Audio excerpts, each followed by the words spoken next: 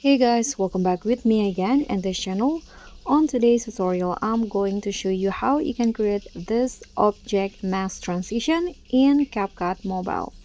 So first, just add two videos into CapCut like this, then go to the beginning of the second video and go to freeze frame.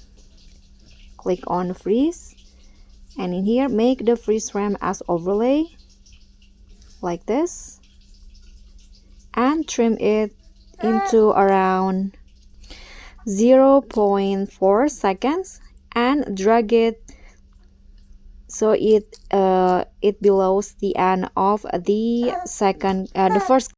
So next, just click on this freeze frame and remove the background. So click on the remove VG and use the auto removal. Click on a check icon, and now what you need to do is add a keyframe at the end of the freeze frame like this. Okay, add a keyframe in here and then go to the beginning of the freeze frame and drag it to the right or left. That's up to you. I'm going to drag it to the right like this, and this will be the result for the object mask transition. So guys, thank you so much for watching. Don't forget to like, comment, and subscribe. Also click on the thanks. Bye.